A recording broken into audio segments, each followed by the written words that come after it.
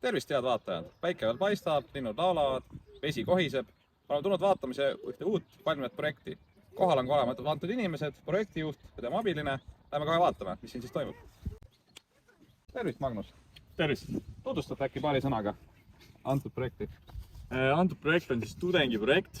Meil on kopad kohale kutsutud, hakkab eits pihta, tõmbame siia raja välja, otse Emajõeni ja tuleb möll, jah. Aga mis üritust te siin täpselt korraldate? Korraldame Slip and Flip võistlust. Mis asi see Slip and Flip üldse on? Slip and Flip on selline võistlus, kus alguses võtad tiimi kokku, lähed... Parim seletus on see, et kõigepealt libistad vette, siis libistad õlut ja siis libistad näid. Siis antud üritus täpselt toimub, mis kuupäeval, mis kellal, siinsamas on, eks ole, ikka. Kõik on oodatud. Just nii, see toimub täpselt siin Emajõe ujulas. See, kus on see Dendropark otse vastas, on ju. Ja meil tuleb fucking lit pidu, on ju. See toimub 8. juunil, kell 7 hakkab pihta, siis kui ööelu hakkab vaikselt surisema, on ju. Kuule, Madis, kuule, me oleme telek, ära.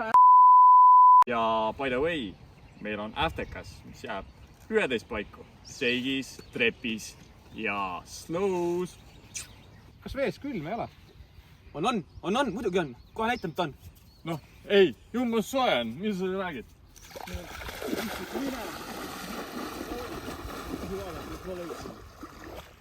Põler. Kus üle jäänud on?